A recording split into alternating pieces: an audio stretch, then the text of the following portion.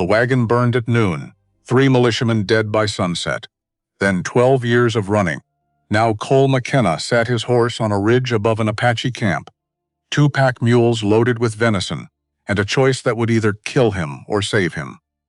The young warrior below hadn't strung his bow yet, just watched, waiting to see what kind of white man rides into a winter camp with meat and no backup. In Cole's saddlebag wrapped in oilcloth, an eagle feather, found in the wreckage that took his wife and daughter, kept as a reminder that hate cuts both ways. He didn't know yet that the feather belonged to the grandmother of the man watching him now. Didn't know some debts get paid in ways you can't predict. Only knew that for the first time in 12 years, he was riding toward something instead of away from it. The cold came off the mesa like something alive. And Cole Mackenna stopped running. 12 years. That is how long a man can run from himself. Cole Mackenna had been counting. The cold came off the mesa like something with intent. Not the ordinary cold of late autumn, when the air simply thinned and nights pulled early. This was something older, more deliberate. The kind that settled into the bones of the land and refused to leave. The scrub grass had gone the color of pale straw weeks ago. What little water moved through the creek beds did so slowly now, thickening at the edges where ice had begun to reclaim the shallows. Ravens sat in the juniper trees without calling. Even they seemed to understand that sound cost too much in weather like this. The sky above the canyon was a flat, worn-out gray, the kind that promised nothing. Not snow, not sun, not a single reassurance that the season would ever shift in the other direction. A hawk passed overhead without interest, its shadow crossing the red rock face below like a slow blink. And then, from the northern ridge, something moved. 2 mules, 1 horse. A rider sitting the way men sit when they have been in the saddle, since before the light came up, and expect to be in it long after the light goes back down. Not rigid, not slumped, just settled, like the saddle, and the man had come to a mutual understanding sometime around the 3rd year of doing this together. The mules were loaded heavy.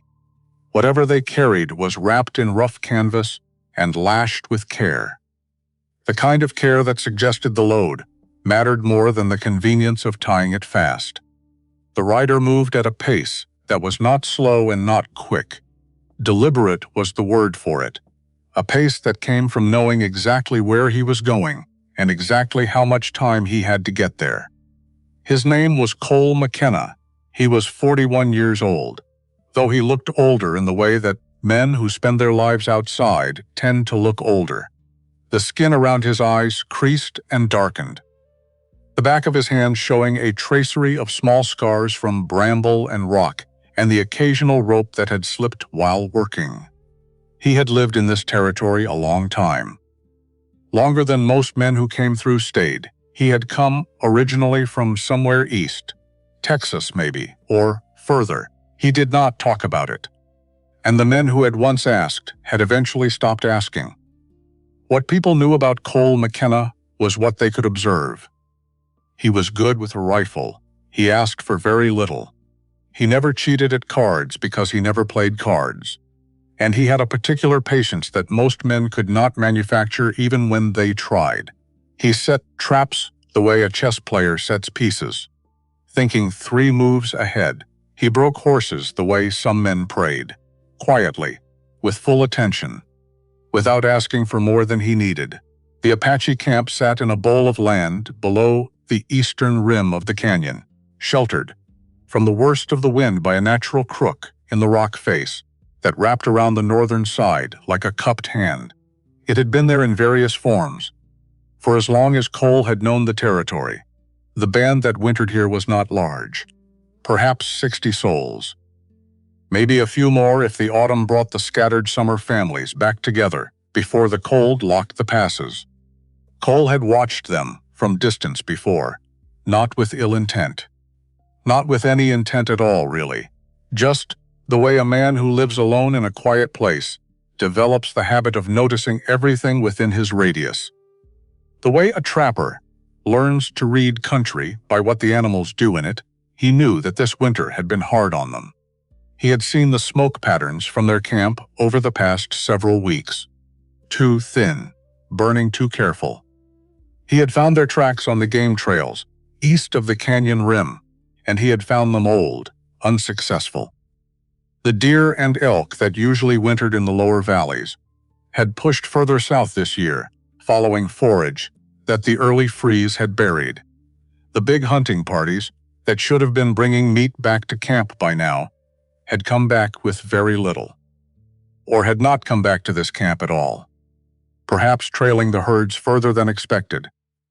Cole had spent the better part of 3 days filling that gap himself.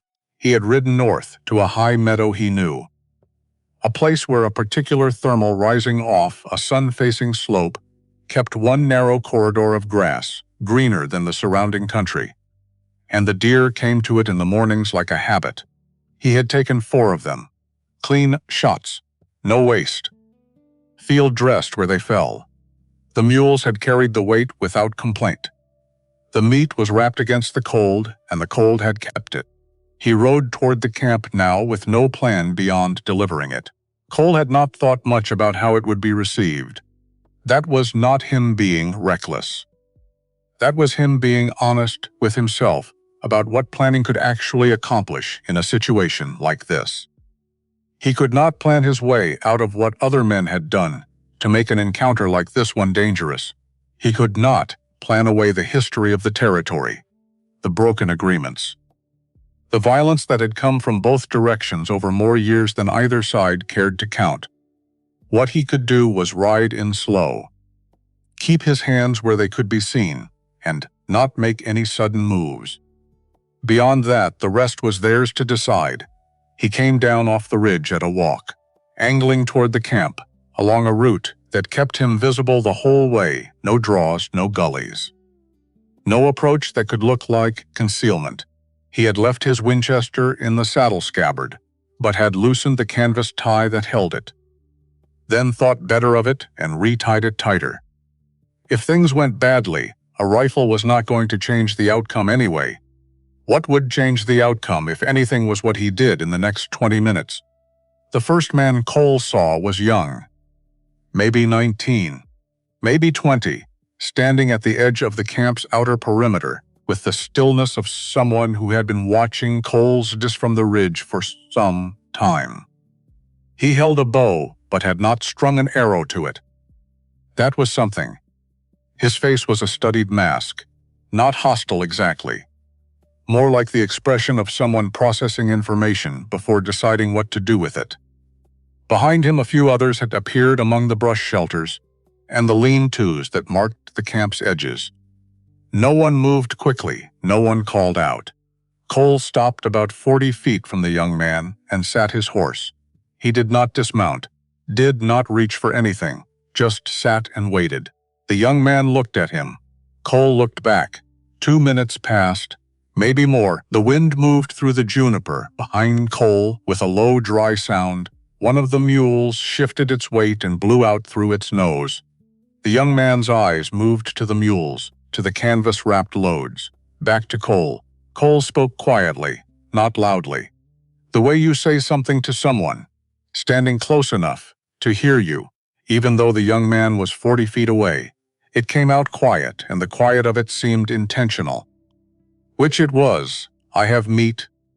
The young man said nothing. Cole waited. 4 deer, field-dressed. 3 days cold. It's good. Still nothing. The wind, the mule, the sound of Cole's own breathing. Then an older man came through the camp and stopped beside the younger one. He was perhaps 60, perhaps older, with a face that time had worked on extensively. Not harshly, but thoroughly. The way a river works on stone. He wore a blanket over his shoulders against the cold. He looked at Cole for a long time, without speaking, then looked at the mules, then back at Cole. The older man's eyes moved over the loads again, taking inventory in the way of someone who had spent a lifetime knowing exactly how much of everything he had and how long it needed to last. Finally, the old man spoke. You come from the North Ridge. It was not a question.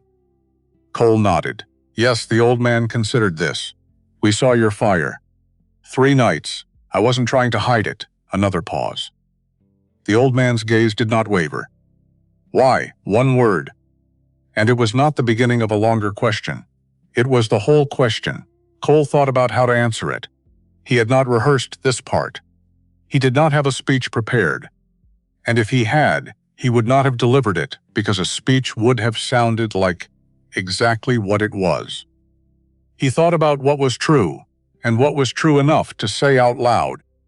Game moved south early this year. I know a meadow north that they missed. Figured you hadn't found it. The old man held his gaze. Cole added, I'm not scouting for anyone. I don't work for anyone. I trap. I live 6 miles east of the canyon mouth. By myself, he paused. My name is Cole Mackenna. Inside the dugout 3 nights ago, Cole had sat alone. The way he sat alone most nights. A single candle burning on the table, throwing shadows that moved when the wind found the cracks in the door frame. On the table next to the candle sat a daguerreotype, faded now, the image barely visible in the dim light, but Cole did not need light to see it. He had memorized every line, every shadow, every detail of the 2 faces looking back at him. Emma, his wife, dark hair, pulled back eyes, that even in the still image seemed to hold some secret amusement. Some joke she was about to tell him, and Annie, 7 years old, standing in front of her mother, 1 hand raised as if she had been waving, when the photographer told them to hold still. 4 of her frozen mid-wave, 4 of her 7. Forever waiting for him to wave back. It had been a long time since the militia had come through, a long time since the wagons burned, a long time since Cole had arrived 3 hours too late. He had been working cattle that day, 2,000 head moving through the valley toward California. Trail boss. That was his job. Keep the herd moving, keep them safe, keep them fed. The wagons with the families traveled parallel, slower, safer route. Emma and Annie had been in one of those wagons, visiting a friend, a woman Cole barely knew, a woman whose name he could no longer remember. The attack had come at noon, militia hunting for Apache raiders, who had hit a supply train the week before.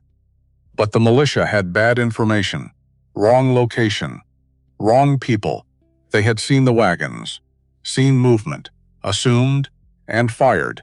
By the time someone realized the mistake, by the time someone rode to get Cole, by the time Cole arrived, there was nothing. Nothing but smoke and silence and bodies. Emma had been holding Annie. Even at the end, even when the flames came. She had been holding her daughter. Cole had buried them together, under a cottonwood tree that no longer existed, because he had gone back 2 years later, and it had been cut down for firewood. So now he did not even have that. He had their faces in a daguerreotype, and a hole in his chest that all those years had done nothing to fill. He had killed 3 men that day, the 3 militiamen who had fired first, who had stood there reloading while women screamed. Cole had not planned it, had not thought about it, had simply done it. 1, 2, 3. And then he had run, because there was a warrant, because murder was murder even when it felt like justice, because staying meant hanging. And at the time Cole had still thought his life was worth preserving. Now he was not so sure, but he had kept running anyway, out of habit more than conviction. He had changed his name. Mackenna instead of his real name, which no longer mattered. He had found this territory, this empty corner of creation, where a man could disappear if he wanted to. And he had wanted to. He had built a dugout into the side of a hill. Half underground, invisible unless you knew where to look. He had trapped and hunted, caught wild horses, and broke them gentle, and sold them to the trading post, for enough money to buy coffee and flour, and not much else. He had spoken to maybe 10 people in all those years. And most of those conversations had consisted of how much for the horse. $20 to done. He had become, or thought, he had become the kind of man who did not need people anymore, who had learned to live with silence the way other men lived with noise. But 3 nights ago, sitting in his dugout looking At the faces of his wife and daughter, Cole had realized something. He had not been living. He had been hiding. And there was a difference. Living meant making choices. Hiding meant letting fear make them for you. Fear had told him to stay away from people. Stay invisible. Stay safe. But safe from what? He had already lost everything that mattered. What exactly was he protecting? So he had made a choice, a small one. But a choice nonetheless. He would take the meat to the Apache camp. He would ride in slow with hands visible. No tricks, no plans. Just here I have this, you need this, take it. If they shot him well, he had been living on borrowed time anyway. And if they did not shoot him, if they let him deliver the meat and ride away, then maybe, just maybe, he could start living like a man, who still had a reason to wake up in the morning. It was not much of a plan, but it was more than he had done in a long time. And that felt like something. The old man's name was Nantan. Cole would not learn this for several more hours. At this moment, Nantan simply looked at him a while longer, then said a few words in his own language to the young man beside him. The young man, whose name was Kaising, looked at Cole with an expression that had moved a few degrees in the direction of hostility, not away from it. But he stepped aside. Nantan said, "Bring the mules." Cole climbed down from his horse slowly. Keeping his hands visible, he took the lead rope of the first mule and walked it forward. Kaising watched every movement, his hand near the knife at his belt, not on it. But near it, Cole did not look at him directly, did not try to make eye contact, just walked steady and deliberate. The way you walk when you are trying very hard not to spook something that might bolt or attack. Two men appeared from the camp, silent. They moved to help without being asked. Or rather, they had been directed by Nantan without Cole seeing the direction given. Together, the four of them began to unload the mules. The work was easier than conversation. The deer were moved to a central area near the main fire where three women examined them with the quick, knowledgeable hands of people who have been processing game their whole lives. Nothing was wasted in the examination.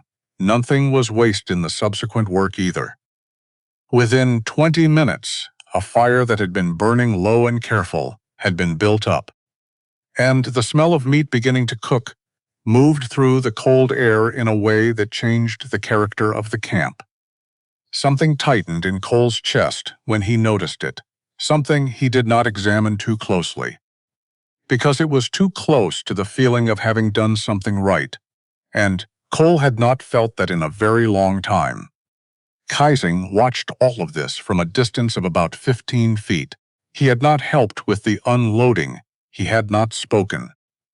He tracked Cole's movements with the consistent attention of someone who had decided to form no opinion until he had gathered enough information to form the right one, which Cole respected actually, even if it made him feel like something being evaluated under poor light. Nantan came to stand near Cole when the unloading was done. "You stay." It was not an invitation framed as an option. Cole looked at him. "Until you want me gone." Nantan considered this. "Tonight," Cole nodded. "All right." The light was already failing by then, the gray sky deepening toward a purple that carried no warmth. Someone brought Cole a piece of cooked meat on a flat piece of bark. He ate it sitting on a rock near the edge of the camp's main fire circle. Not in the circle itself, but not far from it either. In that middle space where a man who is neither guest nor stranger occupies ground. He ate slowly. The meat was good. He had taken clean animals from clean country, and the cooking had been done right. He noticed that the children whom he had barely registered during the afternoon's activity had drifted somewhat closer to the fire, now that there was food in it. A boy of maybe 7 or 8 sat across the fire from Cole and watched him with the open curiosity that children have before adults teach them to hide it. Cole nodded at the boy. The boy did not nod back, but he did not look away either, which seemed like the same thing. The woman who had brought Cole his food came back after a while and sat down not far from him. She was maybe 30. Maybe a few years on either side of it. Cole was bad at guessing ages of people whose faces spent as much time outdoors as his did. She had a quiet face, not unfriendly, with eyes that took in information the way Nantan's did. Steadily and without apparent judgment, she held a piece of folded leather in her hands and worked at it with a bone tool. Not looking at Cole directly, your fire was visible from the south wall. Her English was careful. Deliberate, not uncertain, but considered. Each word placed like a foot testing uncertain ground. Cole looked at her. I know. She pressed the bone tool along a seam in the leather. You wanted us to see it. Cole thought about that. I wanted to be seen. There's a difference. The woman continued her work silent for a moment. Then, my father traded with settlers when I was a child. He spoke some of your words. He taught me some, Cole said. He did a good job of it. The woman's hands paused briefly, then resumed. He was careful about most things. He said it was better to understand a thing than to fear it. Cole said nothing for a moment. The fire cracked and sent a brief column of sparks upward into the dark. Your father sounds like he was a wise man. He was. She did not add anything to that. The silence between them was not uncomfortable, which was itself unusual. Cole could not remember the last time he had sat with another person and felt the silence as something other than an obligation to fill it. After a while, the woman said, My name is Istus. Cole looked at her. She nodded as if she had already known, which she probably had. The boy eventually decided that the silent exchange of nods and stares had run its course. He came around the fire slowly, the way children approach strange dogs, ready to run if needed. He sat beside Cole, not too close but close enough, and looked at Cole's boots with an expression of frank assessment. The boots were worn hard, repaired in several places with different materials. A patchwork that told the story of a man who fixed what broke rather than replacing it. The boy touched the toe of one of them lightly, then looked up at Cole. Cole looked back. The boy said something in Apache that Cole did not understand. Istus, without looking up from her work, translated. He wants to know if you live in the canyon. Cole shook his head. 6 miles east. Istus translated. The boy considered this with the seriousness of someone receiving significant geographic news. Then Istus said, He says that is not far. Cole almost smiled. It isn't. The boy settled in beside Cole with the air of someone who has completed all necessary due diligence and is now prepared to simply exist in proximity, which was disposition Cole understood and appreciated more than most human behaviors he had encountered. They sat like that for a while, the three of them. The fire eating through the wood that had been added to it, the camp settling into the slower rhythms of evening around them. Kaising moved through the edge of the firelight twice during those hours, each time stopping briefly to look at Cole with an expression that had not softened much, but had perhaps changed in character. Less active suspicion, more the watchfulness of someone who has decided to suspend judgment but has not retired it. Cole met his eyes each time, then looked back at the fire. He did not try to hold the gaze or make anything of it. There was nothing to prove in a staring contest. Around the time the moon came up and the temperature dropped another few degrees, Nantan came and sat near the fire. He did not immediately speak. He accepted a cup of something hot from a woman who passed it to him without being asked. And he drank from it, slowly looking at the fire in the way of someone who has been sitting by fires for 60 years and has long since made his peace with what they are and are not. Eventually Nantan said, You have been in this territory a long time. It was not a question, which meant the information was not new to him. Cole said. About that, Nantan took another drink. You have not come here before. No. Why now? Cole turned his cup in his hands. The tin had warmed against his palms. He thought about the daguerreotype on the table in his dugout, about Emma, about Annie, about all those years of running. About 3 nights ago when he had decided to stop, he said, I have been watching the game trails. The herds went south earlier than usual. I know what that means for a camp this size going into a winter like this one. He paused. I had more than I needed. I knew where to get more. Nantan was quiet for a moment. Then, you expected something in return? Cole shook his head. No. A longer pause, Nantan said. Most men expect something. Cole looked at him. Most men don't live by themselves as long as I have. Just stop expecting things from people when there are no people around to expect them from. Something in Nantan's expression shifted. Not dramatically, not in a way that would be legible from a distance. But something moved there. In the vicinity of his eyes, something that acknowledged what had been said without without agreeing with it or disagreeing with it, just receiving it and setting it somewhere for later consideration. They sat without talking after that, and the silence between them was not uncomfortable, which was itself a kind of answer to something neither of them had asked out loud.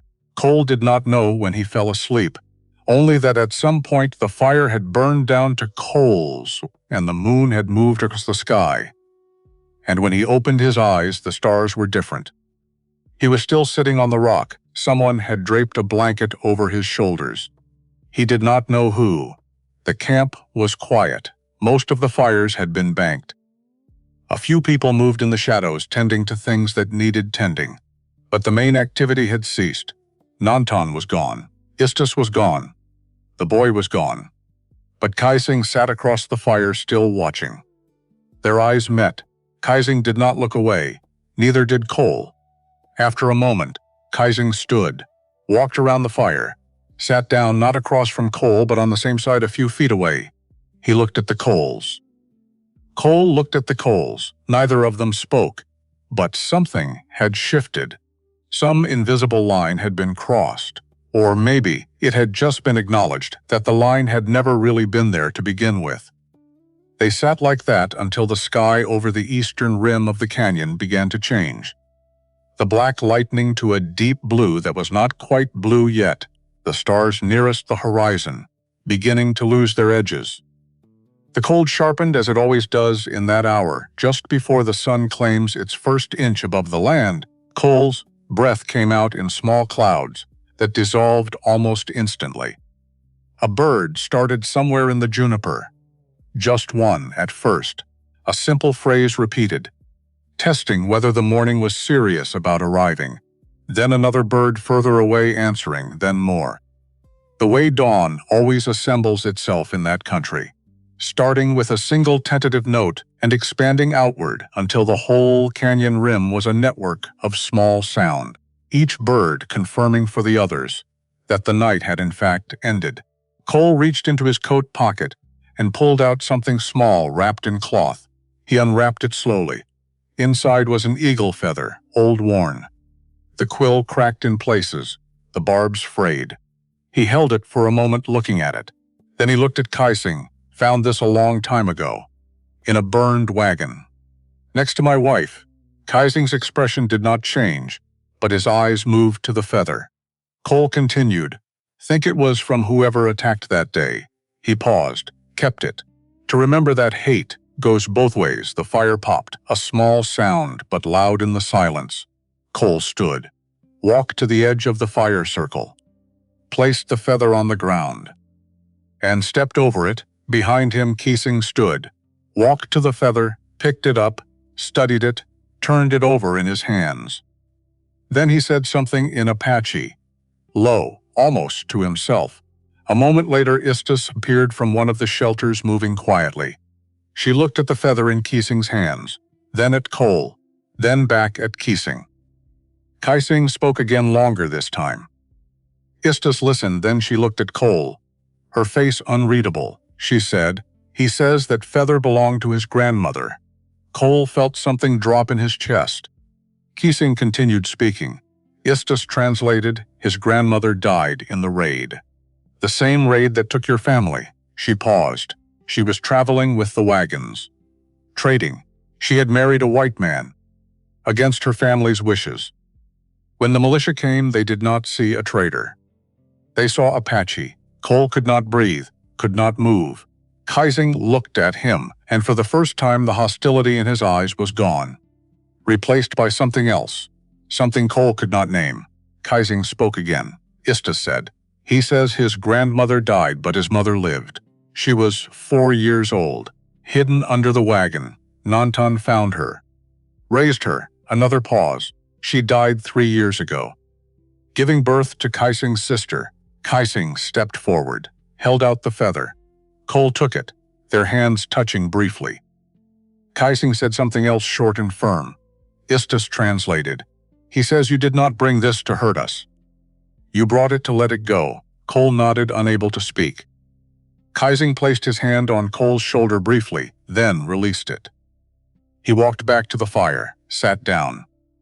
Cole stood there holding the feather, feeling the weight of all those years, all that time running, all that time hiding, all that time believing that the only way to survive grief was to carry it alone.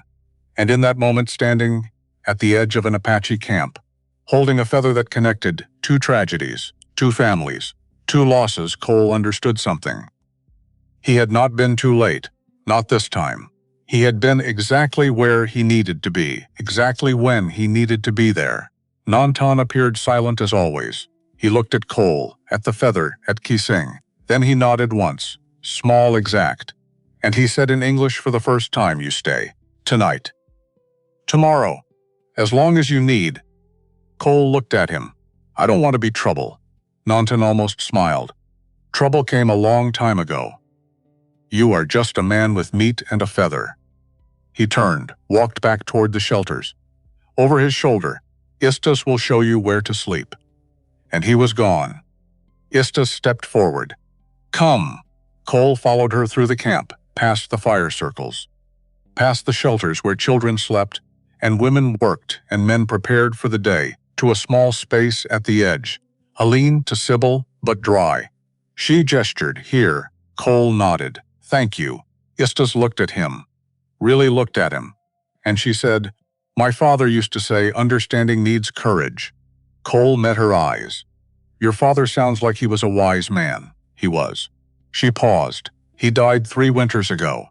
No medicine, no doctor." Cole's hands tightened at his sides. "I'm sorry." Istus shook her head. "Do not be sorry. Be here. That is enough." She turned to leave, then stopped. "Cole, yes, thank you. For the meat, for the feather, for showing up," and she was gone. Cole sat in the lean-to, the blanket still around his shoulders, the feather in his hands. Outside, the sun broke over the eastern rim. Orange light spilling across the canyon floor, reaching the camp, reaching the fires, reaching Cole. He closed his eyes, and for the first time in a very long time, Cole Mackenna let himself cry. Not loud, not dramatic, just tears running down his face into his beard, falling onto the feather in his hands, washing away not the grief. Grief does not wash away, but the loneliness of carrying it alone. Because right now, in this moment, Cole was not alone. He was in a camp full of people who understood loss, who understood grief, who understood what it meant to survive when everything you loved was gone, and somehow that made it bearable. Not easy, but bearable. And bearable was enough. When Cole finally emerged from the lean to the camp, was awake, fully, children running, women working, men tending to horses and gear, the smell of food cooking, the sound of voices, laughter. Life. The boy from last night came running up, stopped, shy suddenly. Cole knelt down, eye level. The boy held out something, a small stone, smooth blue-green. Cole took it. "Thank you." The boy grinned, said something in Apache, ran off. Istus appeared beside Cole. "He says that stone is for protection. His mother gave it to him. Now he gives it to you." Cole closed his hand around the stone.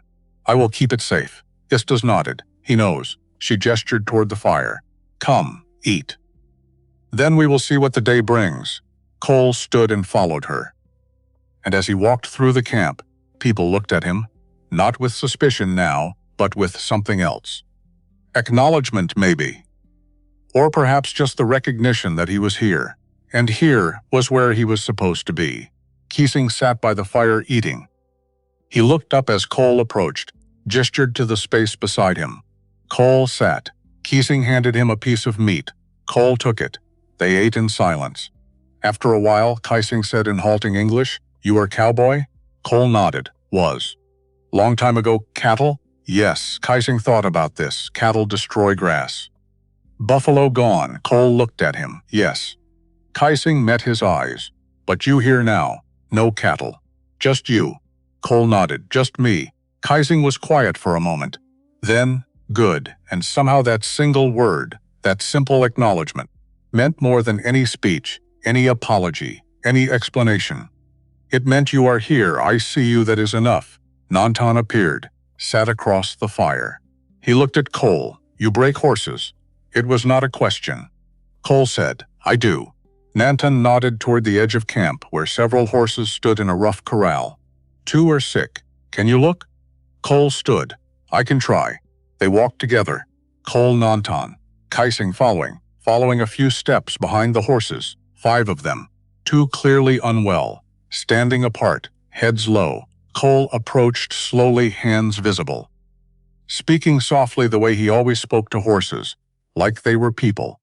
Because in his experience, horses were better listeners than most people.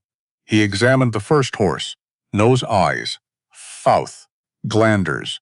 Early stage, Nantan's face darkened. Can you treat? Cole thought maybe. Need to separate them, keep them away from the others. Clean water. Rest. He looked at Nantan. I have medicine. At my place. I brought it with me. Let me get it. Nantan considered this. You would come back. Cole met his eyes. I would come back. A long moment. Then Nantan nodded. Go. We will wait. Cole prepared to leave. Saddled his horse, loaded the empty mules. Istas brought him food wrapped in cloth, for the ride. Thank you. She hesitated. Then, you will come back. It was not a question, but it was. Cole said, I will come back. The boy whose name Cole learned was Nitus came running, held out his hand. Cole shook it gravely, the way you shake the hand of someone important. Nitus grinned, said something, ran off. Istas smiled. He says you are his friend now. Cole felt something warm in his chest. Tell him he is my friend too. Keesing appeared holding something. He handed it to Cole, a small piece of bone carved with a pattern etched into it. Still but careful. Cole looked at it. What is this? Keesing said. Our family mark. For trust. He paused, searching for words. You come back. You come in daylight. You come as brother. Cole closed his hand around the bone. I will. Keesing nodded. Stepped back. Nantan appeared one more time. He looked at Cole. The territory is big enough for all of us. It always was. Cole smiled. Small but real. Yes, it always was. Cole rode out the same deliberate pace he had ridden in, but different now, a different man. Behind him the camp smoke rising, ahead his dugout, his medicine, and then return. Because now he had somewhere to return to, so someone to return to, and that was everything. Cole reached his dugout 3 hours before sunset. The ride had been quiet. The kind of quiet that sits inside your chest and makes you think. About choices, about timing. About all those years of running and one morning of being exactly where you needed to be. The horse knew the way, had walked this path so many times the trail was worn into the earth, like a scar, like memory. Like habit, Cole dismounted, led the horse to water, then stood there looking at his dugout, the place he had called home, and realized it had never been home. It had been a hiding place. There is a difference. Inside the dugout was exactly as he had left it. Small, dark, spare, a table, a chair, a bedroll in the corner. The daguerreotype still sitting where he had left it. Emma and Annie looking back at him with faces that would never age. Never change, forever frozen in that moment before everything ended. Cole picked it up, held it, and he did not feel the crushing weight of guilt when he looked at it. He felt something else. Sadness, yes. Loss, yes. But also something softer. Gratitude, maybe. For having known them, for having loved them. For having been loved by them. Even, if only for a little while. He wrapped the daguerreotype carefully, placed it in his saddlebag, because wherever he was going, whatever came next, they were coming with him. Not as ghosts, but as memory, and memory he could carry without it breaking him. The medicine, right? He had come back for the medicine. Cole moved to the corner where he kept his supplies. Not much. A tin of salve made from pine resin and rendered fat. Good for wounds, for infections. A small pouch of dried herbs, yarrow sage. Some things he had learned from an old trapper years ago. Some things he had figured out himself through trial and error, mostly error. He had never been trained, had never learned proper medicine. But out here you learned what you needed to survive. And sometimes that was enough. He gathered what he had. Wrapped it carefully, then paused because there was something else. Something he had been carrying even longer than the daguerreotype. He reached under the bedroll, pulled out a small wooden box, opened it. Inside was a ring, gold, thin band, worn smooth. Emma's wedding ring. He had found it or thought he had found it in the burned wreckage. Had carried it ever since, never wearing it, just keeping it. Like the feather, like the guilt, like everything else he could not let go. He held it now, turning it in the light. And he thought about Kaising's grandmother, about the feather that had connected two tragedies, about how sometimes the things we carry are not ours alone. He placed the ring back in the box, closed it, put it in his saddlebag with the daguerreotype, because maybe Nantan would know. Maybe someone in that camp had lost this ring, and maybe returning it would close one more circle. Cole was loading the last of the supplies onto the mules when he heard it hoarse, coming fast from the east. He turned hand, moving instinctively toward the rifle, then stopping, because he recognized the rider. Young, maybe 23, thin, riding like the devil himself, was chasing. Rennie Beaumont worked at the trading post. Good kid, honest, or as honest as anyone could be out here. Rennie pulled up hard, the horse sliding, breathing heavy. Rennie looking panicked. Cole, his voice cracked. Cole, thank God. Cole stepped forward. Easy. What is it? Rennie dismounted. Stumbled, caught himself. It's the camp. The Apache camp. Cole's blood went cold. What about it, soldiers? Column of 30. Moving through the valley. When now? Tonight. Maybe sooner. Cole's hands clenched. Why? Rennie swallowed. Supply wagon got hit. 4 days ago. 2 soldiers hurt. Not killed but hurt bad. He looked at Cole. They're looking for someone to blame. Cole's mind raced. Supply wagon 4 days ago. That was before he had even reached the camp. Before he had taken the meat, before any of this. But it did not matter. When soldiers came looking for blame, logic did not matter. Timing did not matter. Only proximity. Only opportunity, he said. The camp had nothing to do with it. Rennie nodded. I know. You know. But the Branson family saw your fires. On the North Ridge. So they reported it. Said you might be signaling. To someone, Cole felt something hot and sharp in his chest. Signaling. They think you are helping them. The Apache. They think you're a traitor. Rennie looked at the ground. Silence. Just the sound of the horses breathing. The wind moving through the scrub. Cole thought fast, hard. Trying to find some way, some solution. But there was not one. Not really. If the soldiers came, if they found the camp, they would not ask questions. They would not investigate. They would simply do what soldiers did when they needed to make an example. Unless someone gave them a reason not to. Cole looked at Rennie. Where are they now? 5 miles east. Camped. Waiting for first light. Why wait? Captain wants to see the approach. Wants daylight? That was something. Not much, but something, Cole said. Ride to the trading post. Find Gus Walker. Rennie blinked. Gus? Why? Tell him Cole Mackenna was at the Apache camp. Trading. Legal trade. Tell him that camp had nothing to do with any raid. Cole, he's just a trader. He can't. He is a federal marshal. Rennie stopped. What? Was. Long time ago. Still has the badge. Still has the authority if he wants to use it. Cole pulled something from his saddlebag, a folded paper, old, worn at the creases. He handed it to Rennie. "Give him this." Rennie unfolded it. "Looked, this is a land deed, Northern Meadow. Bought it in 46. Legal." "Recorded. I don't understand," Cole said. "That camp is on my land, or near enough. If soldiers burn it without cause, they are destroying my property. Gus will know what to do with that." Rennie stared at the paper, then at Cole. "This could work. Maybe, but you. Cole, if they find you with them, I'll be where I need to be. Not a lie this time, the truth." Rennie looked at him long and hard. "Then my father died hating Apache. Said they were animals. Said they deserved whatever they got." He paused. "I used to believe him." Another pause. "But I've been thinking about what hate costs.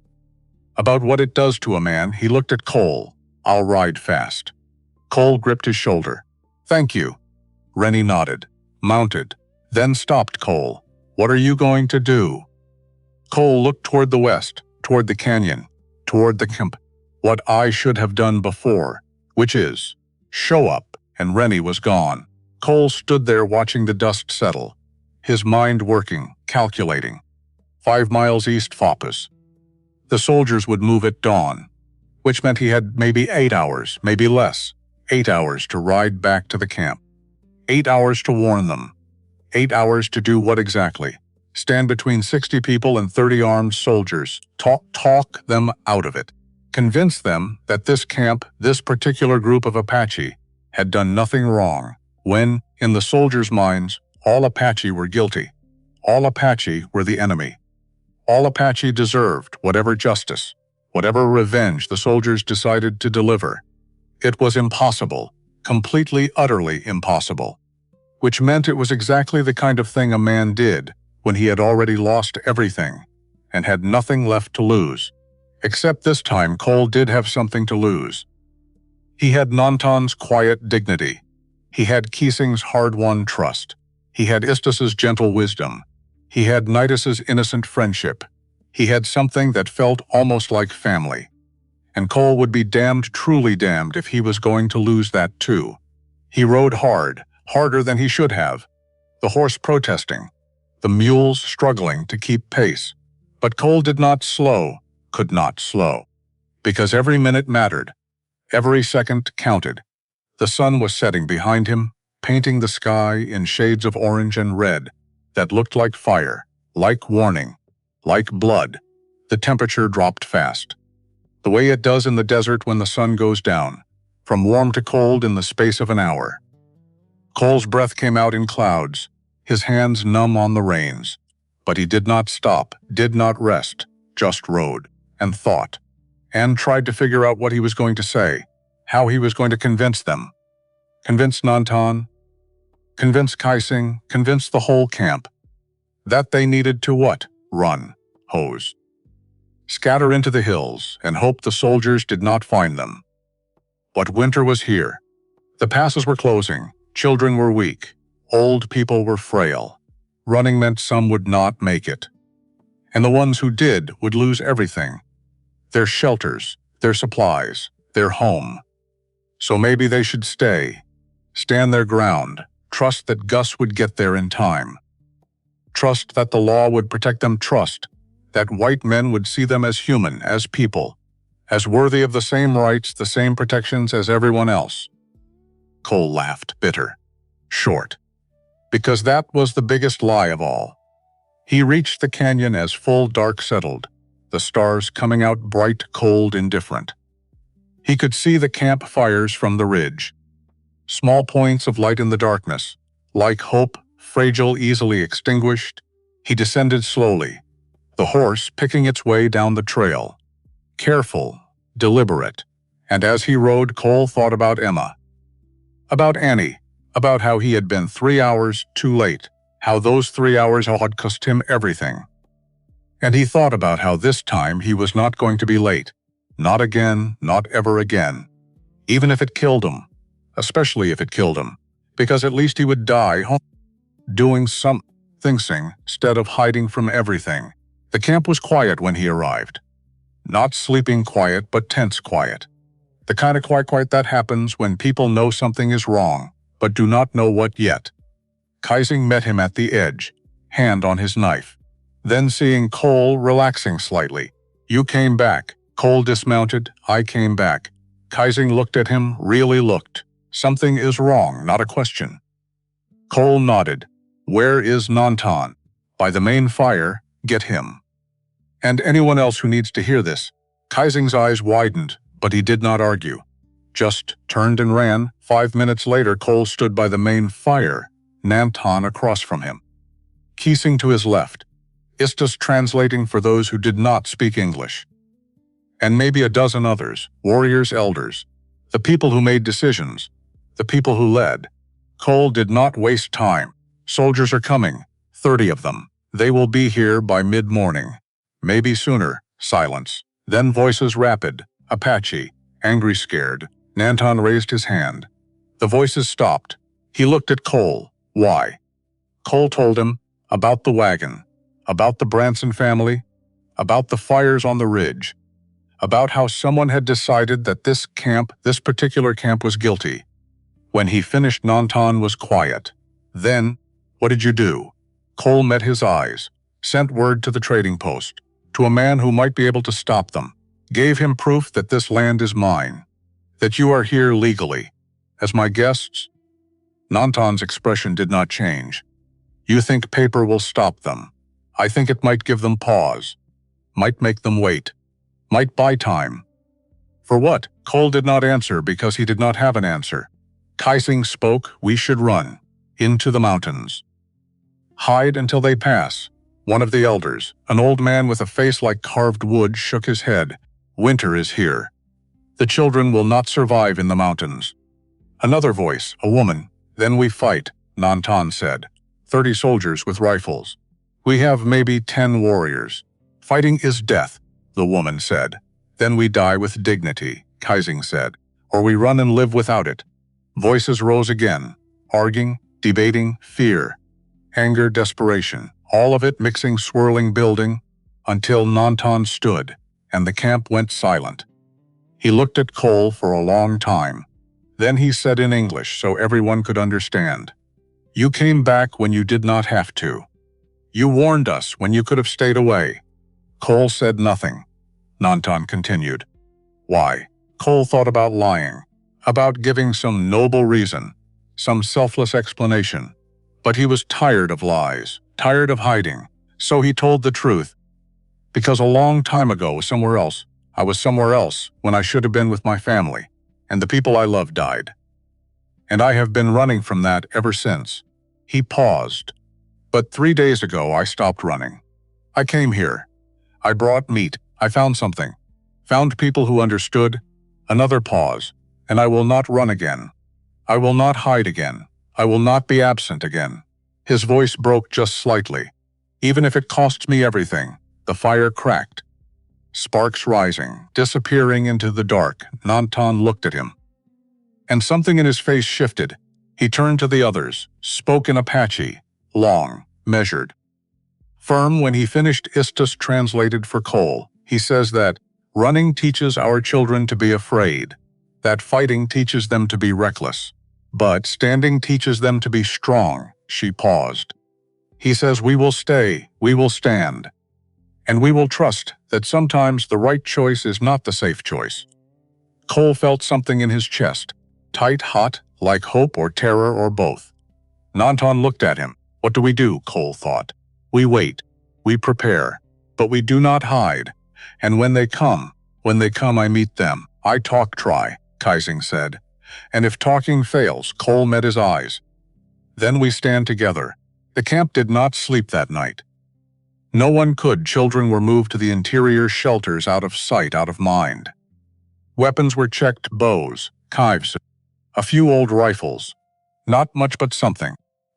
The warriors took positions around the perimeter, quiet, invisible, waiting.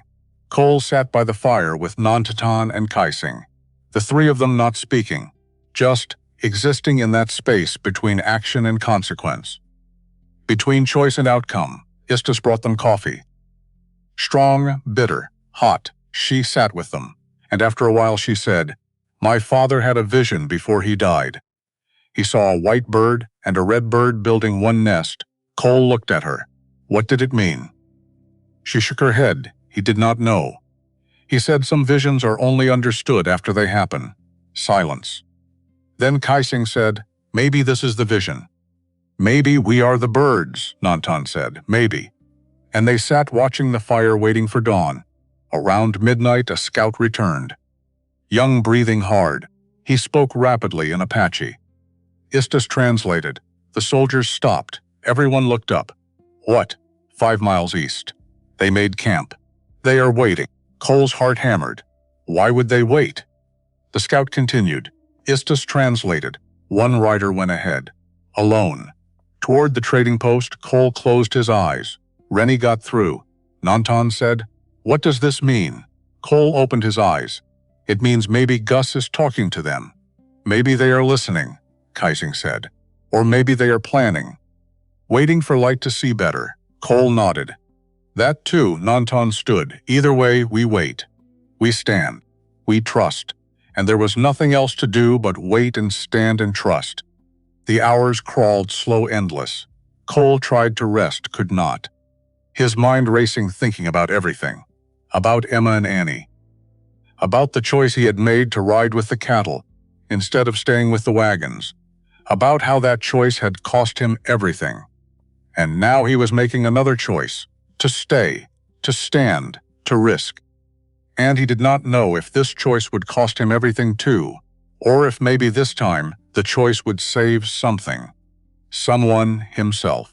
Around 3 in the morning, Istus found him sitting alone, staring at the coals. She sat beside him, did not speak, just sat. After a while, Cole said, I do not know if this will work, Istus said. No one knows.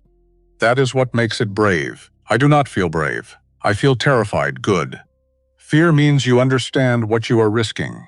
Cole looked at her. What if I fail? What if they come and I cannot stop them? Istus met his eyes.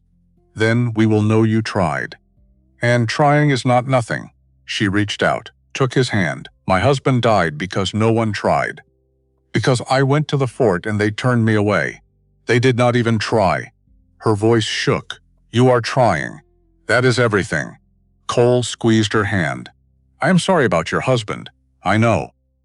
They sat like that, hands clasped, until the sky began to lighten. Dawn came slowly, the way it always does when you are dreading it. The black fading to blue. The stars disappearing, the cold sharpening. Birds began to call, tentative at first, then louder, confirming yes, morning has arrived, ready or not. Cole stood, his body stiff, his mind clear. He walked to the edge of the camp, looked east toward where the soldiers were camped, and waited. Nantan joined him. Then Kaising, then others, until maybe 20 people stood there, silent, watching, waiting. And then they heard it. Horses, distant but coming closer. Not fast but steady. Deliberate, the sound growing louder, closer. Until they appeared on the ridge. 30 soldiers, rifles visible. Blue, uniforms, flags. The full weight of the United States military, bearing down on one small camp of 60 people who had done nothing wrong except exist. Cole's heart hammered, his hands shook. But he did not move. Did not run. Nantan beside him, Kaising beside him. All of them standing, the soldiers descended slow, cautious. They stopped maybe 100 yards away, close enough to see, too far to talk. For a long moment, nothing. No one moved. No one spoke. Just 2 groups of people staring at each other across a distance that felt like miles, that felt like centuries. That felt like everything wrong with the world concentrated into 100 yards of empty ground. Then one soldier broke from the group, rode forward alone, not approaching the camp but turning east. Riding away, the other soldiers watching, waiting. And then slowly, one by one, they turned and followed, back up the ridge, back east, back away. The sound of hooves fading, growing distant, disappearing. Until there was nothing. Nothing but silence and wind. And the morning sun breaking over the canyon rim. No one moved. No one spoke. Everyone just stood there trying to understand. trying to process what had just happened. Finally Kasing said, "They left?" Nantan said, "Yes. But why?" No one answered, because no one knew. Cole felt his legs go weak. Felt his whole body start to shake, not from fear now, but from relief so profound it felt like collapsing. Istus caught his arm, steadied him. "Breathe." He breathed, tried to. Could not quite manage it. Kaising turned to him. "You did this.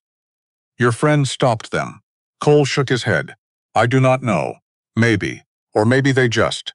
He could not finish. Nantan placed a hand on his shoulder. "You showed up. You stood. That is what matters." And then the camp. The whole camp erupted, not in celebration, not yet, but in relief, in disbelief, in the slow dawning realization that they were safe. For now. At least for now. Children ran out from the shelters, women emerged. Warriors lowered their weapons, and slowly the camp began to return to life. Cole stood there still shaking, still trying to believe it. Nitus ran up, grabbed his hand, said something in Apache, laughing. Istus smiled. "He says you are magic." Cole knelt down eye level with the boy. "Not magic. Just here when it mattered." Nitus hugged him quick and hard, then ran off back to the other children. Cole stood, looked at Nantan. "I need to know what happened. Need to find out if they are really gone or just waiting." Nantan nodded. "Kaising will ride with you to the trading post." Kaising looked surprised. "You trust him?" Nantan looked at Cole. "I trust that he came back when he did not have to. I trust that he stood when he could have run. I trust that sometimes the right people show up at the right time." He paused. "And I trust you to make sure he comes back safely." Cole nodded. "I will." 2 hours later, Cole and Kaising rode east toward the trading post, toward answers. The sun was higher now. Warmer, the cold lifting just slightly. They rode in silence until Kaising said, "Why did you come back?" Cole looked at him. "What, yesterday? You could have stayed away. Could have let us face this alone. Why did you come back?" Cole thought about it. "Because I spent too many years being somewhere else when it mattered. I was not going to do that again." Kaising was quiet for a moment. Then, "My grandmother died in the raid. The same raid that killed your family." Cole nodded. "Istus told me my mother survived. She was 4. Nantan found her, raised her as his own." He paused. "She died 3 years ago." "My sister did not survive the birth," Cole said. "I am sorry." Kaising shook his head. "Do not be sorry. Just understand. We have all lost, all of us. You are not alone in that." Cole looked at him. "I know." Kaising met his eyes. "Good," and they rode on. The trading post appeared, low building, rough wood, smoke rising from the chimney. They dismounted, tied the horses, walked to the door. It opened before they reached it. Gus Walker, 55, gray beard. Sharp eyes. He looked at Cole, then at Kaising, then back at Cole. "You are either very brave or very stupid." Cole almost smiled. "Little of both, probably." Gus stepped aside. "Come in." Inside was warm. A fire in the hearth, and Rennie sitting at a table looking exhausted but alive. He stood when he saw Cole. "Cole. Thank God." Cole gripped his shoulder. "You made it, barely. Rode all night. Got here just before the soldiers." Gus poured coffee, handed cups to Cole and Kaising. "Sit, I will explain." They sat. Gus sat across from them. "The soldiers came through at dawn. Captain Reeves. He is not a bad man. Just doing his duty." He paused. "I showed him your deed. Explained that the Apache camp was on your land. Legal. By invitation," Cole said, "and that stopped him." Gus shook his head. "No, that gave bombs." Gave him pause. "What stopped him was this." He pulled out a piece of paper, handed it to Cole. Cole read it, blinked, "Write it again." "This is a military order calling off the search." "Yes, but how?"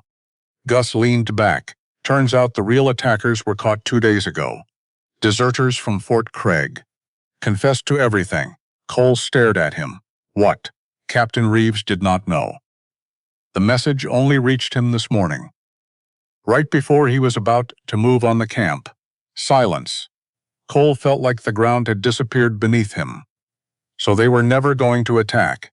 Not once he got the message. But if you had not sent Rennie, if I had not been here to intercept him, the timing was closer than you think. Cole put his head in his hands. We almost. But you did not. Because you warned them. Because you stood. Because sometimes the right action is the right action even when you do not know the outcome. Kaising stood, walked to the window, looked out, said, Cole stood with us when he did not have to. He could have run, could have saved himself. But he came back. Gus nodded. That he did, Rennie said. I rode because I am tired of hate, tired of fear, tired of good people dying because no one tried to stop it. He looked at Kaising. My father died hating your people. I do not want to die the same way. Kaising met his eyes, nodded slow and respectful. Then do not, and something passed between them.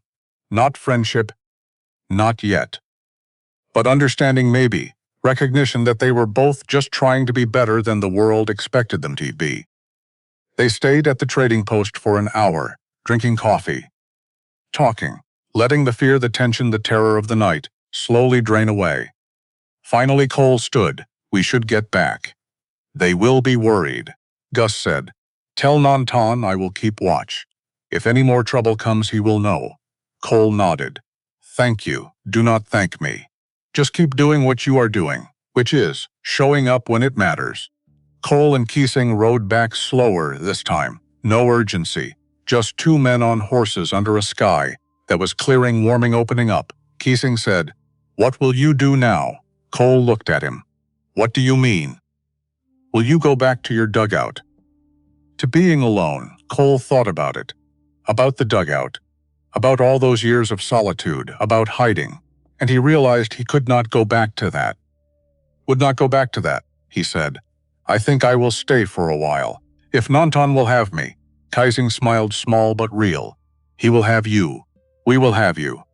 Cole felt something warm in his chest. Good, they rode on. And for the first time in a very long time, Cole felt like he was riding towards something, instead of away from it. The camp saw them coming from a mile away. Two riders moving at an easy pace. No urgency, no fear. Just two men on horses against a sky that had finally decided to clear. By the time Cole and Kaising reached the outer perimeter, half the camp had gathered, children running, women emerging from shelters, warriors standing with arms crossed, waiting, watching, wanting to know, needing to know what had happened, why the soldiers had left, whether they were truly safe or whether this was just the eye of the storm. Nantan stood at the center, tall, steady, his face giving nothing away but his eyes searching. Looking at Kaising, looking at Cole, reading them the way a man reads weather, looking for signs, clues, truth. Cole dismounted slowly, his legs stiff from the ride. His whole body tired in a way that had nothing to do with physical exhaustion, and everything to do with the weight of almost losing something before he even knew he had it. Nantan stepped forward. Tell me. Not a question, not a demand, just two words that held everything. Cole took a breath. The soldiers are gone. They caught the real attackers 2 days ago. Deserters from Fort Craiglake. They confessed. Silence.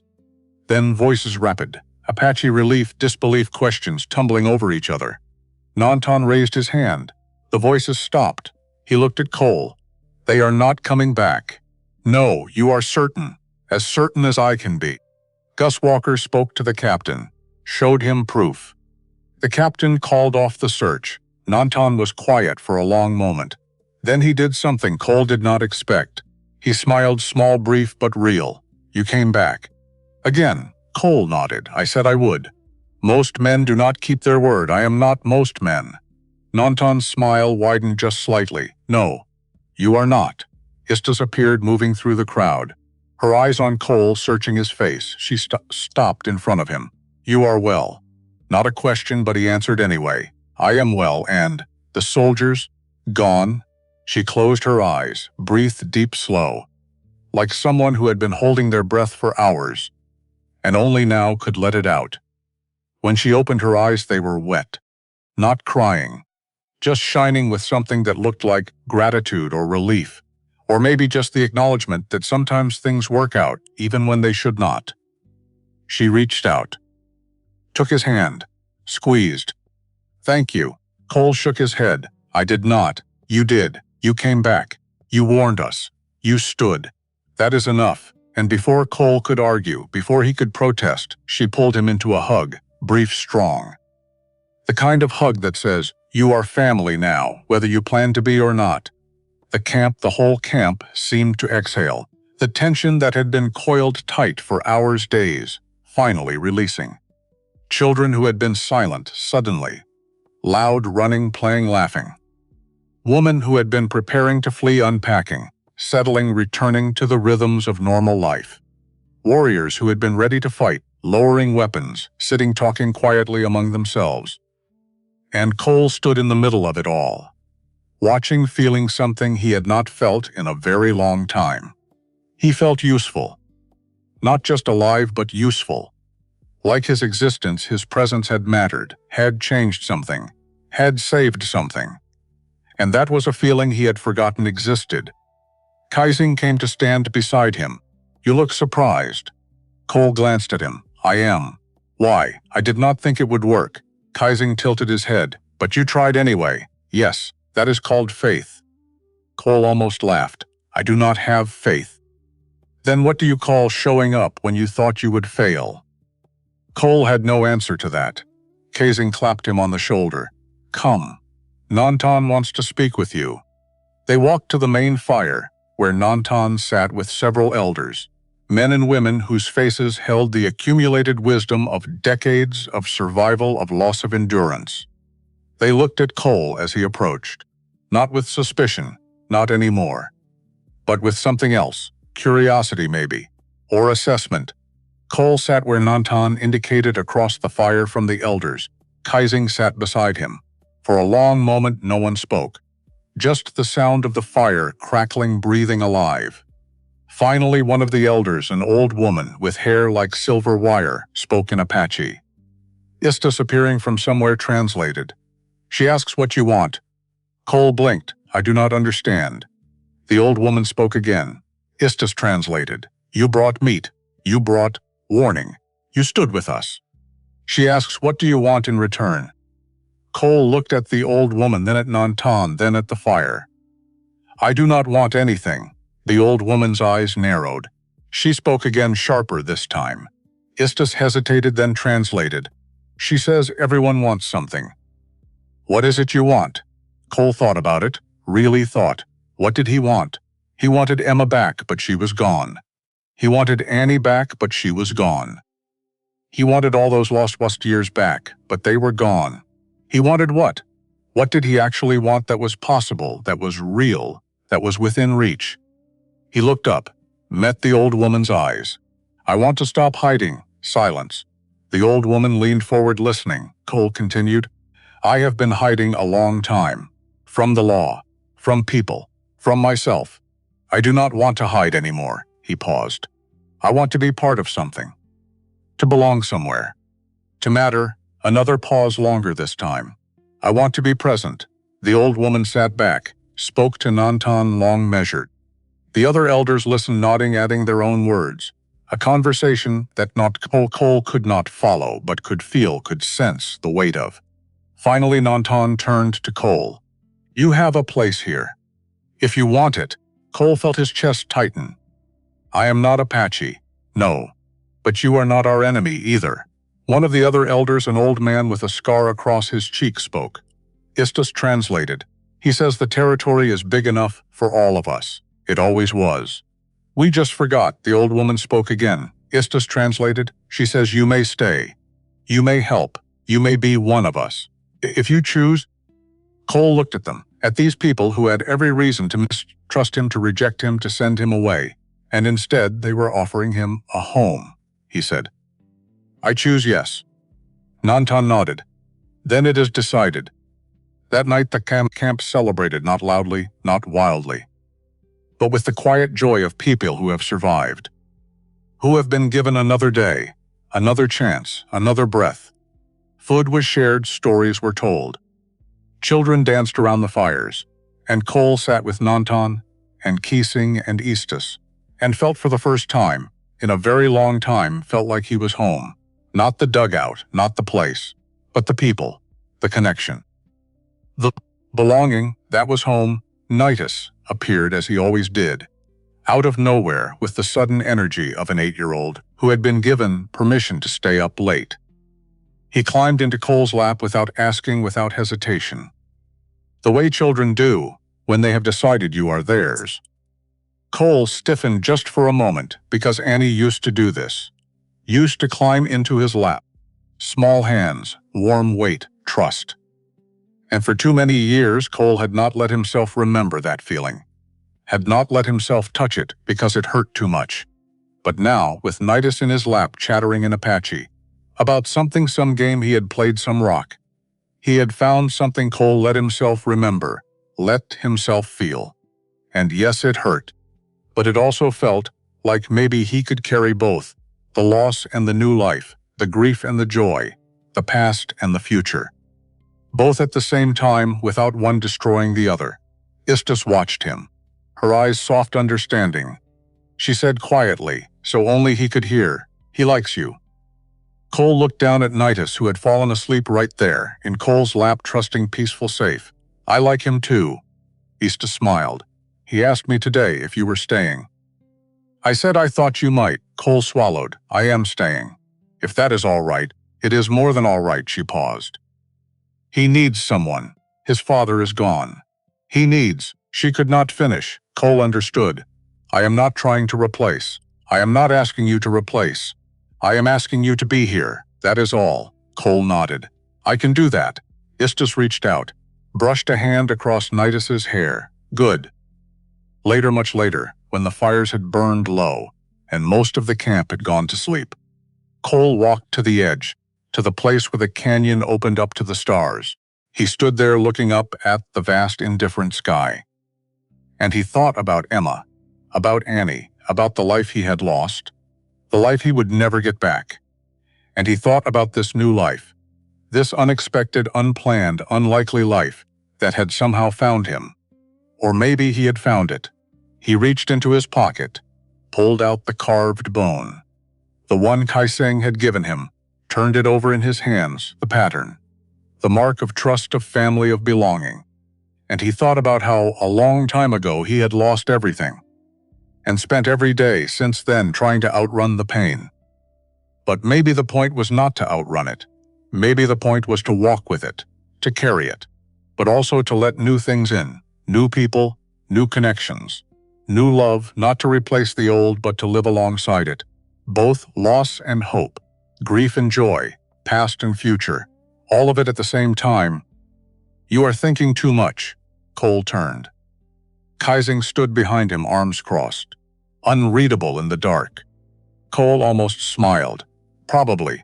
Kaising came to stand beside him, looked up at the stars. "What are you thinking about?" Cole hesitated. "Then, about how I thought my life was over. A long time ago. I thought there was nothing left." He paused. "I was wrong." Kaising nodded. "Yes, you were." They stood in silence for a moment. Then Kaising said, "My mother used to say grief is like a second shadow. You cannot outrun it. You can only walk with it." Cole looked at him. Istus said something similar. "Istus is wise. Like my mother." Another pause. "Do you still grieve for your mother?" Kaising was quiet. "Then, every day. But it does not stop me from living. It just walks with me." Cole understood completely. He said, "Thank you." Kaising looked at him. "For what?" "For letting me stay. For giving me this." He held up the carved bone. Kaising smiled, rare and real. "You earned it." The next morning, Cole woke to the sound of the camp coming to life. Children's voices. Woman working. Men tending to the horses, normal sounds, peaceful sounds. He emerged from the lean-to, stretched, felt the cold air on his face, and realized he had slept. Truly slept. For the first time in he could not remember how long. No nightmares. No waking in the dark, gasping, remembering. Just sleep. Deep, restful healing. Istus appeared carrying something wrapped in cloth. "Good morning." Cole nodded. "Morning." She held out the bundle. "For you." Cole took it, unwrapped it. Inside was a shirt. Simple deerskin beautifully made with small decorative beading along the shoulders. He looked at her. I cannot. You can, and you will. Your other shirt is falling apart. She was not wrong. Cole's shirt had seen better days, better years. He said, Thank you.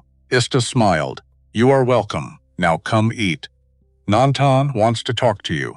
Nantan sat by the main fire eating slowly, deliberately. The way a man eats when he has learned that food is not always guaranteed. He gestured for Cole to sit. Cole sat. Accepted the food Istas handed him. 80. For a while they said nothing. Just two men eating in comfortable silence. Finally Nantan said, The horses. The two that are sick. You brought medicine. Cole nodded. Yes. Let me treat them now. Good. Keesing will help you. Cole nodded. Nantan continued, and after I want you to teach. Teach the young ones about horses. About how to gentle them. Not break them. Cole looked at him. You want me to teach? Yes. Why? Nantan met his eyes. Because you know things we do not, and we know things you do not. And sharing knowledge is how we all survive. Cole felt something warm in his chest. I would be honored. Nantan nodded. Good. Cole spent the morning with the horses. The two sick ones separated from the herd, standing with heads low, breathing, labored. Keesing beside him, watching, learning. Cole examined them carefully, gently talking to them the whole time, low, soothing. The way he always talked to animals, because animals responded to tone, to intention, to the energy you brought. He applied the salve, the herbs, cleaned their noses, their eyes, gave them fresh water. And then he waited, because sometimes all you could do was give them the tools and let their bodies do the rest. Keesing said, Will they live? Cole looked at the horses. I do not know. Maybe. I hope so. You did what you could. Sometimes that is not enough. Keesing was quiet. Then, sometimes it is all we have. Cole looked at him and nodded. Yes, it is. By afternoon, one of the horses was standing straighter, eating a little, drinking more. The other still struggling, but not worse. Which was something. Cole cleaned up, washed his hands in the cold stream, felt the ache in his back, from bending, from working, from being useful. That evening, Cole sat with Nitus, teaching him how to braid rope, simple, repetitive. The kind of task that lets your mind wander while your hands work. Nitus was focused, tongue between his teeth, trying so hard to get it right. Cole watched him and thought about Annie. About how she used to sit like this, Fuchs determined, learning, and it hurt. But it also felt like maybe this was how he honored her memory, not by hiding from children, but by being present for them, by teaching them, by caring for them, not as a replacement but as a continuation of love, of life, of everything that mattered. Nitus looked up, grinned, held up the rope, messy, uneven, but done. Cole smiled. Good work. Nitus beamed, said something in Apache, jumped up, ran to show Istas. Proud, excited, alive. Cole watched him go and felt something like peace. Istas came to sit beside him. Later, after Nitus had gone to sleep, she did not speak, just sat shoulder to shoulder looking at the fire. After a while, Cole said, I did not think I would ever feel this way again. What way, happy? Istas looked at him. You were not happy before, no. Not for a long time, she nodded. My father used to say, happiness is not something you find. It is something you build. One small choice at a time. Cole thought about that. He was right. He usually was. They sat in silence. Then Istas said, You will stay through the winter. Not a question, Cole said. If you will have me, we will have you. Another pause. And after winter? Cole looked at her. What about after winter? Istas met his eyes. Will you stay then too? Cole had not thought that far ahead, had not let himself. Because hope was dangerous. Hope could be taken away, but maybe that was the point. To hope anyway, to build anyway, to choose anyway. Even when you know nothing is guaranteed, nothing is permanent, nothing is safe, he said. Yes, I will stay. Istas smiled, small but warm. Good. Winter came in earnest the next week. Snow falling, thick heavy blanketing the canyon in white. The camp hunkered down, fires burning constant.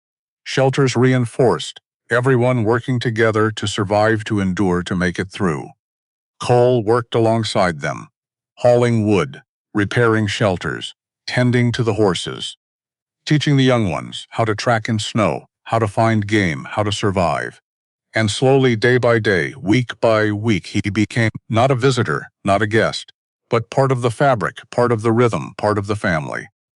One night, deep in winter, when the snow was piled high and the wind howled, Cole sat by the fire with Nantan. Just the two of them, the rest of the camp asleep. Nantan said, "You have changed." Cole looked at him. "How? When you first came, you were a man carrying ghosts. Now you are just a man." Cole thought about that. "I still carry them, yes, but they do not carry you. There is a difference." Cole nodded. "Yes, there is." Nantan poked the fire, sending sparks up into the dark.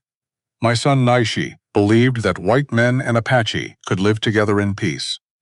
He died for that belief." He paused. "I thought he was foolish. I thought peace was impossible." Another pause. "But you make me think maybe he was right. Maybe peace is possible. If enough people choose it," Cole said. "I am just one man." Nantan looked at him. "So is my son. So is your friend at the trading post. So is everyone who chooses different. One man is not enough to change the world, but enough one men." "Maybe," he smiled, sad but hopeful. "Maybe that is how it starts." By spring the snow had melted. The streams were running. The grass was coming back green, alive, hopeful. Cole stood at the edge of the canyon looking out at the territory. Vast, beautiful, unforgiving, but also full of possibility. Kaising came to stand beside him. "You are leaving." Cole looked at him. "What, you have that look?" "The look of a man preparing to go." Cole shook his head. "No, not leaving. Just thinking about going back to my dugout to get the rest of my things." Kaising relaxed. "Good. I thought maybe you were." He did not finish. Cole said, "I am not leaving. This is my home now." Kaising nodded. "Good." Then he pulled something from his pocket, another piece of carved bone, smaller, simpler, "For your other wrist. So you are balanced." Cole took it, looked at it, the same pattern, the same mark, family, trust, belonging. He tied it on his other wrist, looked at Kaising. "Thank you," Kaising shrugged. "You are my brother now. That is what brothers do." And something in Cole's chest broke open, not in pain, but in release, in acceptance, in the understanding that he had been given a second chance, not to replace what he had lost, but to build something new, something different, something worth living for. That afternoon, Cole did ride back to his dugout one last time, with Kaising and Nitus, who insisted on coming. Because Nitus went everywhere, Cole went now, like a shadow. Like family, they reached the dugout, and Cole looked at it, this place that had been his home, his hiding place, his prison. And he felt nothing, no attachment, no nostalgia.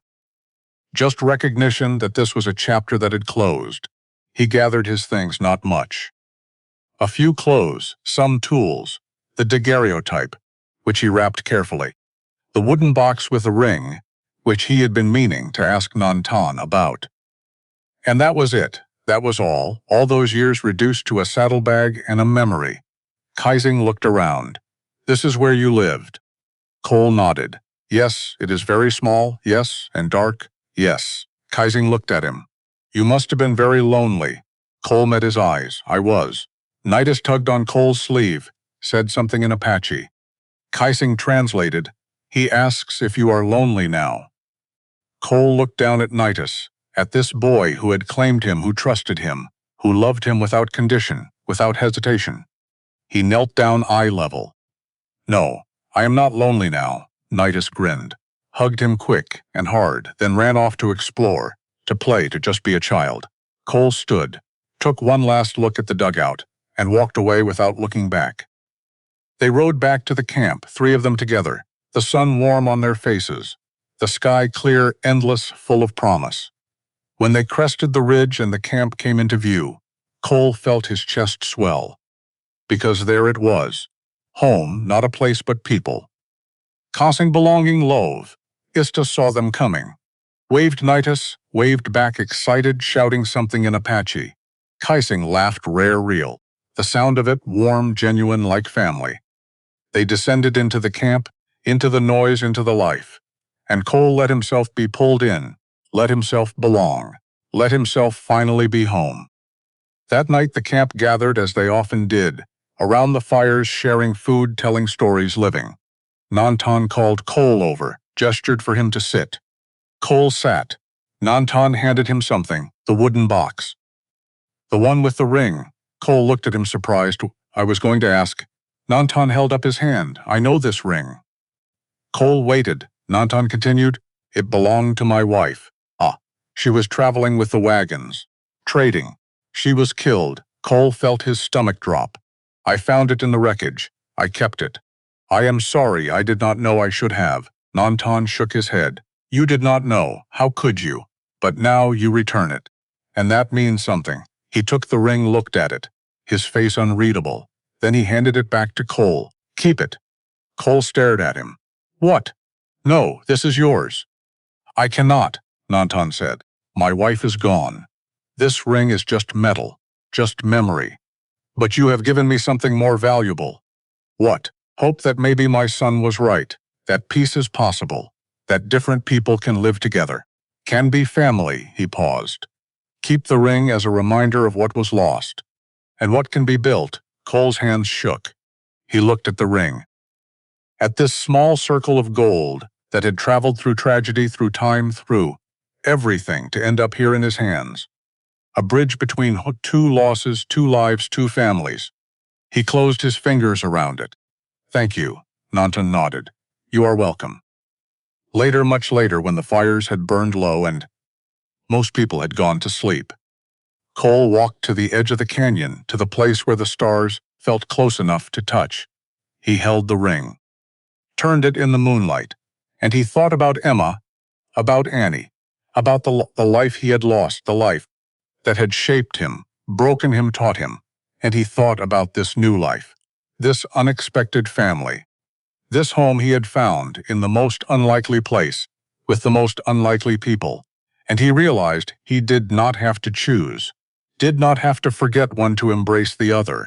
He could carry both, the grief and the joy, the loss and the love, the past and the future, all of it together at the same time. And that was not weakness, that was being human. He slipped the ring onto a leather cord, tied it around his neck next to his heart, where it belonged, and he whispered to Emma, to Annie, to the night, to the stars, I found them. I found a home. I hope that is all right. I hope you would be happy for me. The wind blew soft, gentle, like an answer, like permission, like love. And Cole smiled, closed his eyes, and let himself finally be at peace. The next morning Cole woke to Nitus, shaking him, excited, chattering about something. Cole sat up, rubbed his eyes. What? What is it? Nitus grabbed his hand, pulled. Come. Come see. Cole followed, still half asleep, stumbling. Nitus led him to the horse pen, where the 2 sick horses were standing, both of them. Heads up, eyes bright, eating. Healthy. Alive. Cole stopped, stared. They made it. Kaising appeared beside him, grinning. You did it. Cole shook his head. I just gave them medicine. They did the rest. Kaising clapped him on the shoulder. You gave them a chance. That is all anyone can do. Cole looked at the horse, at these animals who had been dying and now were living, and he thought about second chances, about how sometimes all you need is someone to show up, to try, to give you the tools, and then you do the rest. He had been given a second chance by Nantan, by Kaising, by Istus, by this whole camp. They had given him the tools, the space, the acceptance. And he had done the rest. He had chosen to stay, to try, to live. And now he was not just surviving. He was thriving. He was home. Years later, when people asked Cole about his life, about how he came to live, with the Apache, about how he found his way, he would tell them about the meat, about the warning, about the choice to stay, to stand, to try. But mostly he would tell them about the moment when he decided to stop being absent and start being present. because that was the moment everything changed. Not because the world changed, but because he did. And sometimes that is all. It takes one choice, one moment, one decision. To stop running and start living. To stop hiding and start belonging. To stop being alone and start being home. Cole Mackenna lived in the canyon for 20 more years. He taught the children, healed the sick horses, became a bridge between the Apache and the settlers, between two worlds that had been at war for so long. He never forgot Emma, never forgot Annie, but he also never stopped living, never stopped loving, never stopped being present for the people who needed him, who loved him, who called him family. And when he died at the age of 61, surrounded by 3 generations of the family, he had found his last words were simple. True. Perfect, he said. I was here when it mattered, and he was. The canyon still stands. The camp is long gone, but the stories remain, passed down generation to generation. About the quiet rider who brought meat and stayed for a lifetime. About the man who learned that it is never too late to show up. About Cole Mackenna, who lost everything and found that sometimes the most important journey is not away from grief, but through it, and out the other side, where family waits, where home waits, where life, real life, full life, begins again.